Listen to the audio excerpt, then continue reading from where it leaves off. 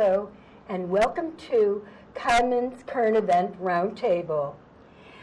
We have a few announcements that we want to make before the show starts, and that is to thank my sponsor, the Bluegrass Restaurant, for their amazing food, terrific service, and that we enjoy before our show, my guests. And also I want to thank my director, Larry Beyer, who always does a terrific job, and my wonderful crew today, Ron, Julian, Pam, and Irv. And I want to welcome back one of my favorite guests that we've had several times. He's my political expert, author, and lecturer, Joe Kopsick. Welcome. Thank you for having me. Yes, I always enjoy your topics. And today our topic is on conspiracy theories.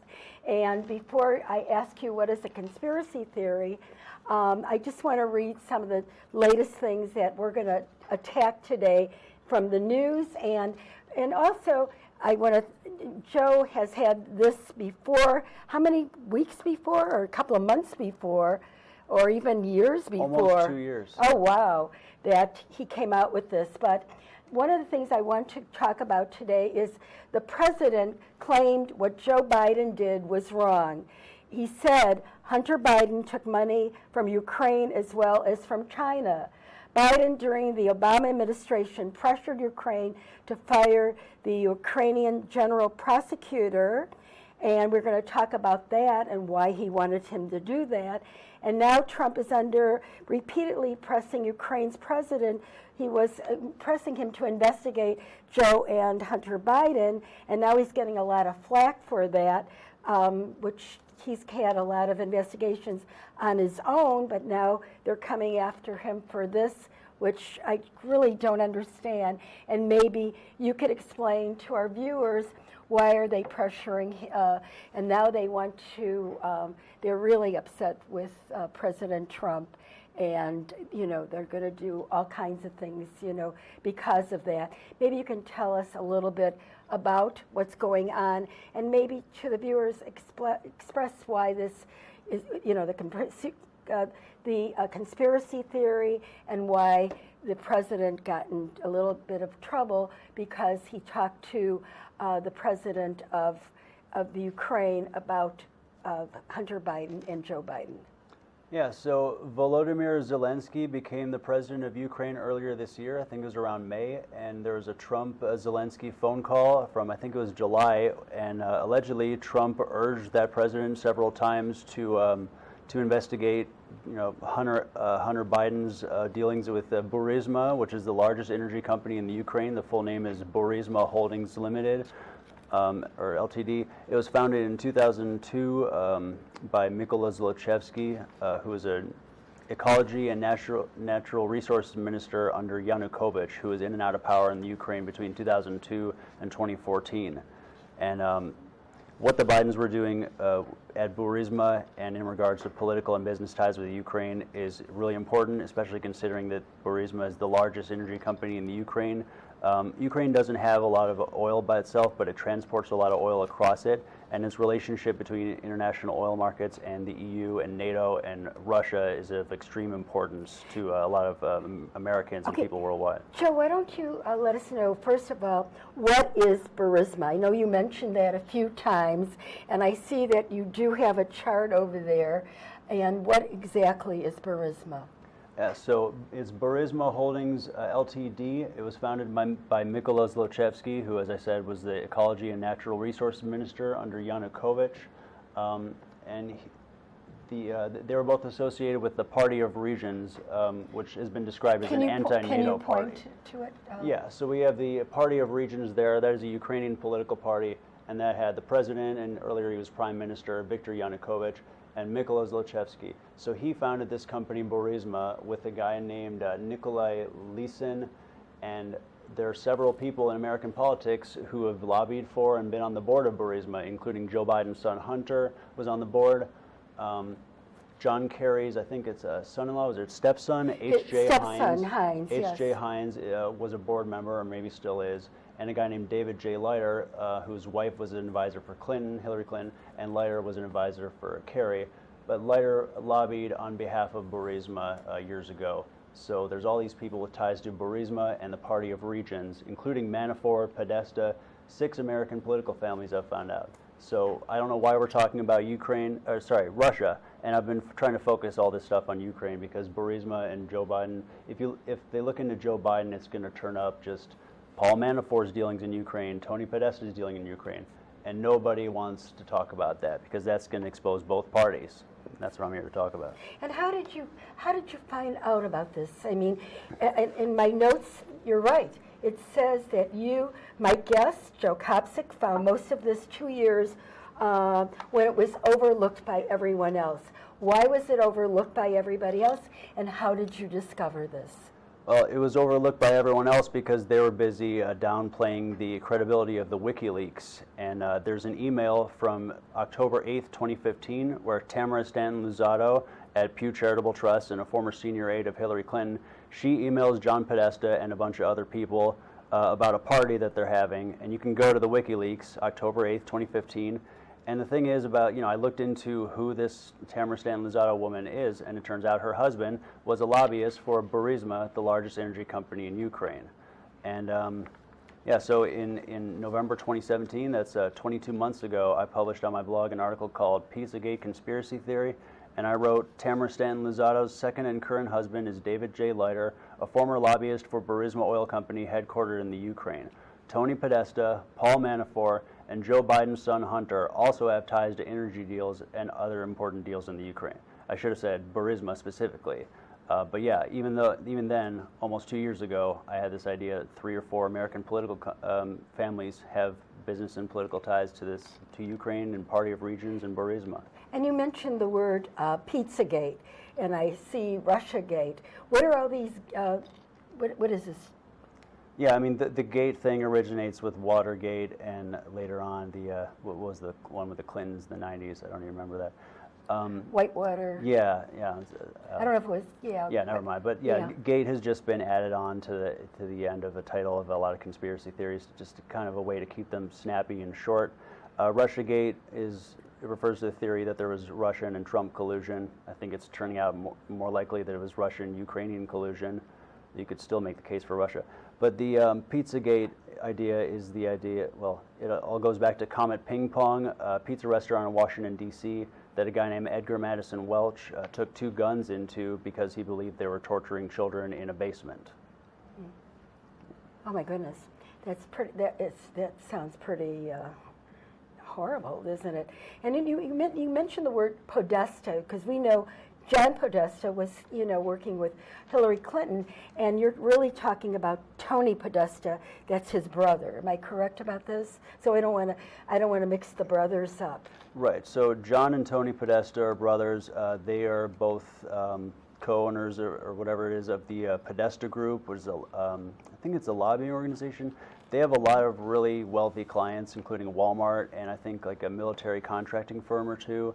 And also John Podesta is at the Center for American Progress, which is a Democratic think tank. He was a top aide to Bill Clinton and later the campaign manager of Hillary Clinton. And so, Tony Podesta, he allegedly met with Hillary Clinton to discuss Uranium One, so that's his possible ties to Uranium One. But yeah, Tony Podesta is the one implicated with Paul Manafort and the European Center for a Modern Ukraine, a think tank supposedly based in Brussels, but which reporters tried to call them up and found that no one was answering. And this European Center for a Modern Ukraine was allegedly controlled by Ukraine and sympathetic to the Party of Regions. And Paul Manafort and Tony Podesta allegedly used this think tank to influence the Democratic Party. So why hasn't, first of all, what I don't understand, when President Trump was talking to the president of the Ukraine and trying to get what this is all about, why was it considered the wrong thing to do by the Democratic Party? Well, one theory is that because they were mad that Trump found out that the Bidens had been doing something wrong in Ukraine.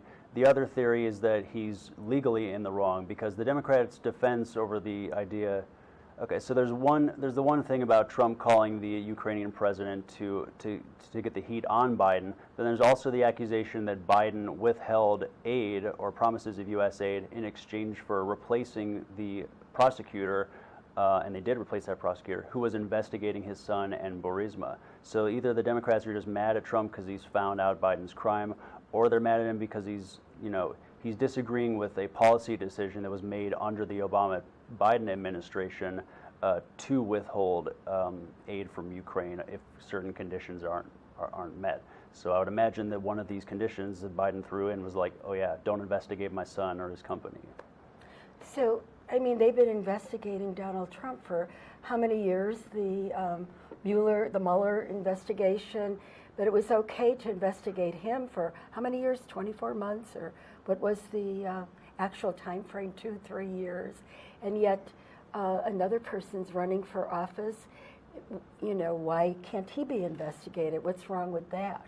Yeah, and you had Lindsey Graham on the TV the other day saying we need to have an investigation into what's going on in Ukraine.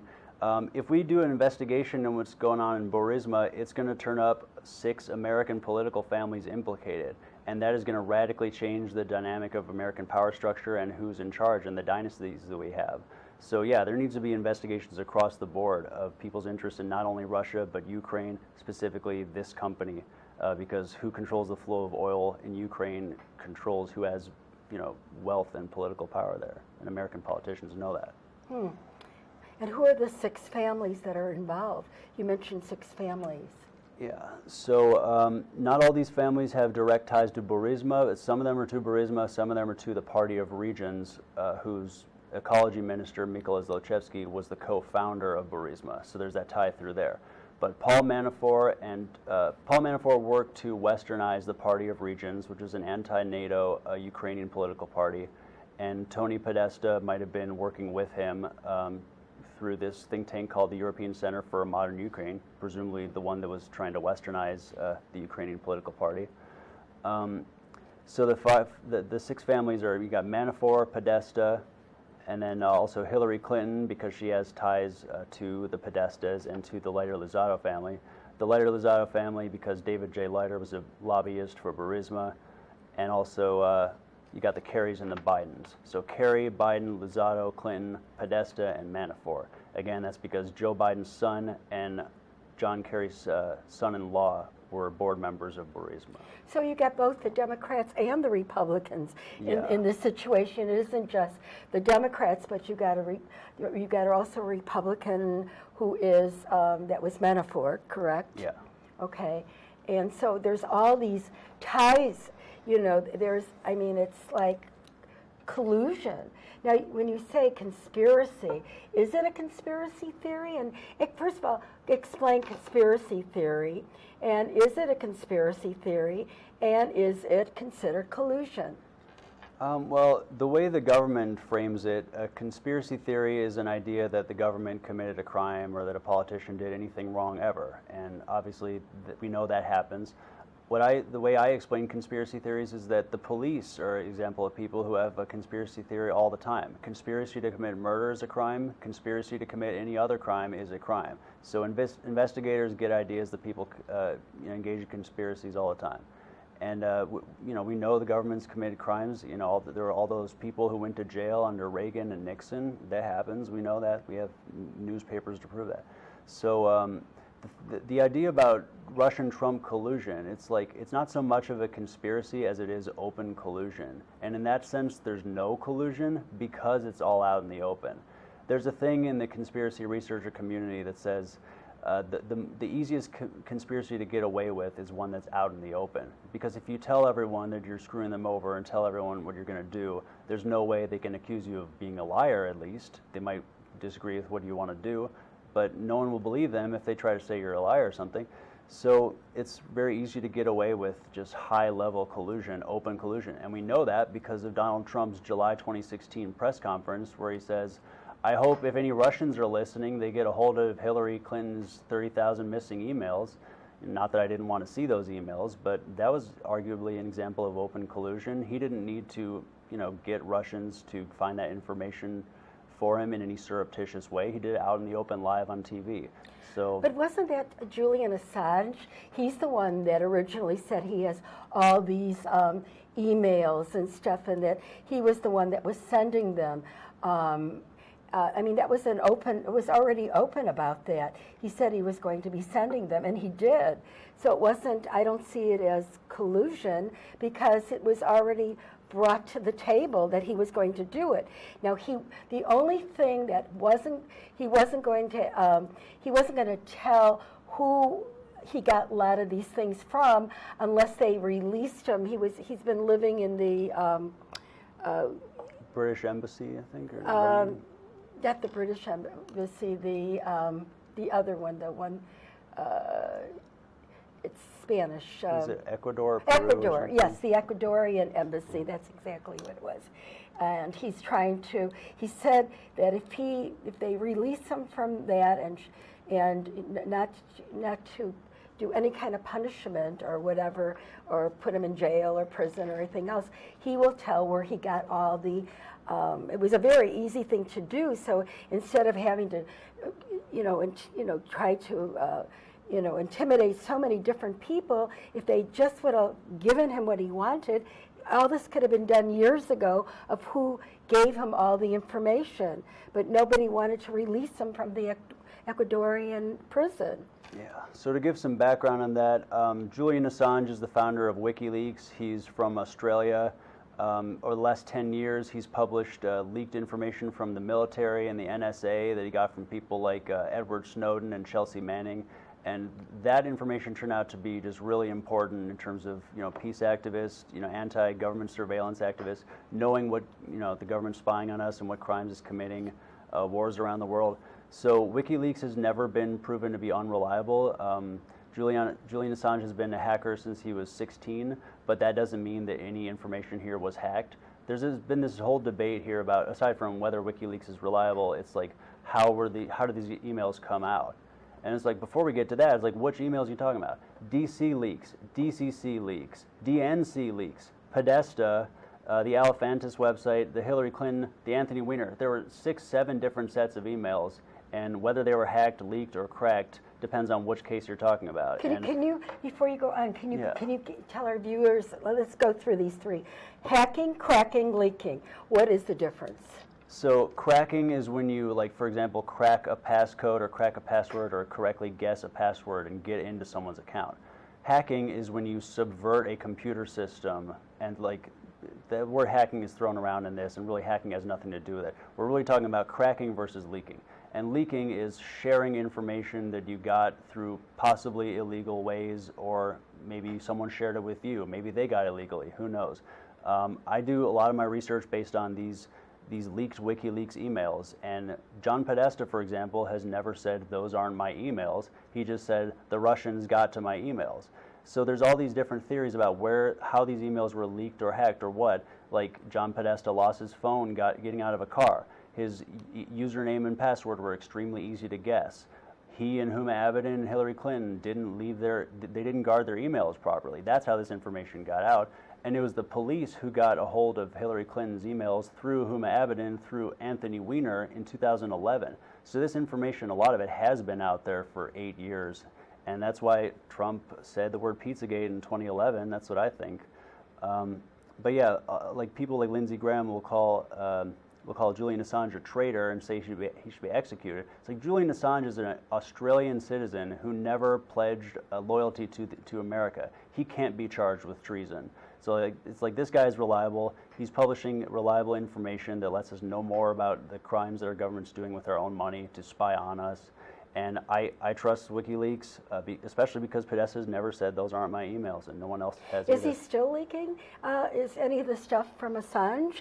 I mean, that was then. Is he doing anything now? We don't know if he's in the middle of all this, or he is still doing, cracking or hacking or whatever, leaking emails. Is he still doing that type of thing, or who is doing this now? Because how are all these things getting out? Then we have a situation of a whistleblower. Now, where did this whistleblower come from? Did he get his information firsthand. Now they're saying the whistleblower he got it through hearsay. He's not the one that got it. He just got it from somebody that told him. And if somebody that tells you, it's called hearsay. So what is actually happening on on that side of the, Well, I haven't followed WikiLeaks lately. I've just gone into past WikiLeaks to do research, so I don't know too much about it. But tell a little bit about whistleblowers. But yeah, I mean, whistleblowers are people who try to get the government convicted of crimes. Obama signed a Whistleblowers Protection Act into law during his administration, and I've heard some progressives say it didn't really go very far to protect anyone. I think probably persecution of environmental activists or something. But it would be a lot less controversial to have things like whistleblowers and people leaking information about the government's crimes in our society if we just had something common these days. Like, I don't know if anyone's out there has ever heard of an ombudsman's office. There used to be widespread government. There's an office in the government for investigating the government, and you Google ombudsman's office, you can't find anything. Like, there used to be a way to actually hold the government accountable and responsible for. Now we're investigating the investigators. So now we got a whistleblower that didn't they call him a whistleblower, but to me a whistleblower isn't somebody that they get it firsthand, not to get from somebody else that got it from somebody else. It reminds me of the game. Did you ever play the telephone? And by the time, the original gets to the very end, it's completely turned around. It's not even the same question anymore. Yep. So Russia turns into Ukraine or the other way around. So how do you depend? Now they want to impeach the president because of the whistleblower that was supposed to tell the information, and because he heard the telephone call. Now he says he didn't hear the telephone. I mean, it's like the whole thing is so. It's just who could believe anything that's happening anymore? It seems so. And it's also because, we have so many laws that are not really right, and it's really just a question of who do you agree with policy-wise when it comes down to Biden's dealings with Ukraine and Trump's dealing with Ukraine. Like, you could say that Trump's doing something absolutely legal because he's just calling up the president of Ukraine and saying, investigate this crime, because that's what presidents do. They tell each other to investigate crimes of things happening in each other's country. But then you could also say that Joe Biden did something totally legal because he was at work. He did according to policy, in terms of threatening to withhold U.S. aid from Ukraine in exchange for not investigating his son. So we can't trust either political party because they're both just afraid to investigate each other, because that investigation will just turn up dirt on the same party that's doing the investigation. And that's why we need a third party in politics, basically, to investigate when both major parties are doing something wrong, or even working with each other. Well, also, if you start investigating the telephone call of a president makes to another country and talking to a leader, a president or prime minister, the people from around the world, they're not going to trust their telephone calls. They're not going to be calling. They're not going to have that type of information anymore, because if I call, say I'm a president of a country, I'm not going to call the president because, hey, everybody's listening in on our phone call, and then whatever I say is going to be turned around. Some whistleblower is going to say, I said this, I said that, and it's going to be very uncomfortable. So they're setting a real bad precedent. Yeah, I don't even know what to say about that. Do you have another question? Yes, that in itself is pretty bad.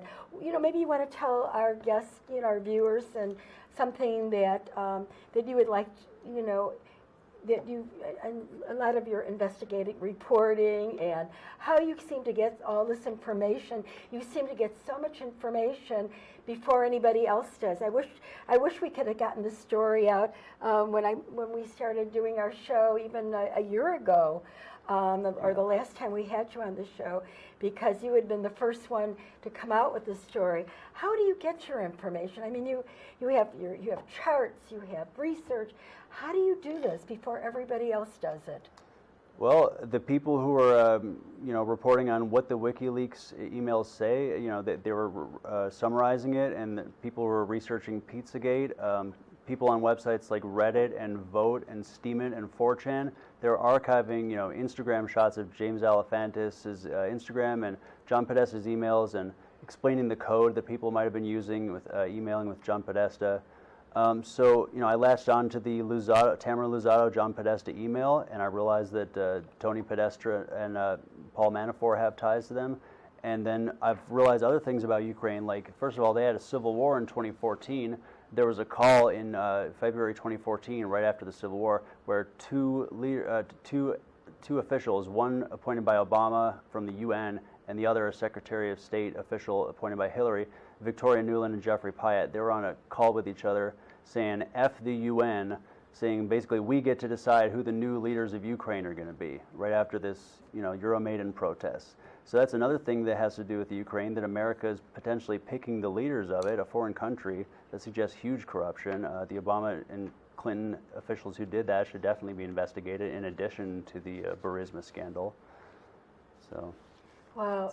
So you get most of this information online? Yeah. The people who believe WikiLeaks. But how do other people don't get it? Or why don't they, how come they, we got stuck with Russia the whole time when most of it was Ukraine. Yeah. How did you figure that out when, we had Mueller investigation, we had all these years of investigating Russia, and yet it was most of it was Ukraine, and you figured it out. I can't figure out, and I can't figure out, they couldn't figure out, but you could figure out. Yeah. Explain that, well, what I just said.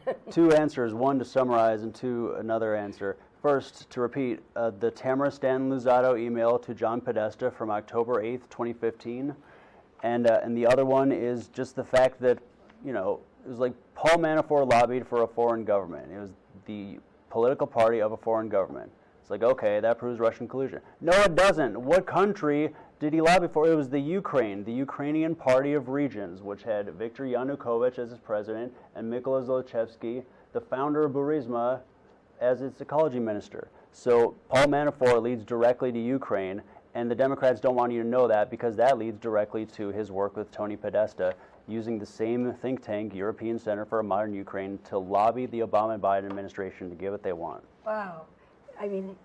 Somebody that can figure that out.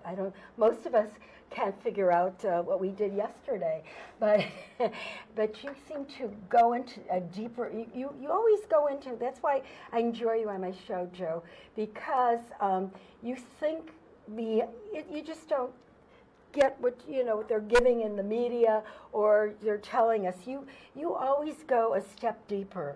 You always think a lot deeper than most people, and I cannot believe that somebody like Mueller, who is, with all his credits and the type of person he is, that he didn't go a step deeper as well. He had all these people doing research, and you have no one doing research except yourself, and you got to this point, and for some reason nobody else did. And I think if somebody else did, maybe they were afraid to say something, I don't know, or they were hushed up, or, we don't know what happened. Yeah, and Mueller probably had people he wanted to protect. Again, it's 6 American political families on both sides, so odds are he's friends with one of them. And I'll add, he doesn't have the greatest reputation. He is one of the people who sold us into the Iraq War with lies. Oh my goodness! And you figured that out by doing your own research. That's not through my own research. There was a clip of him. I think he was speaking to, I don't know if it was the UN or Congress. But anyway, yeah. That's another thought, and I think I'm getting direction that we have to wrap. But I'm really happy to have you back on the show. You're my political expert because you seem to know more than anybody else, and I always appreciate where your thoughts are.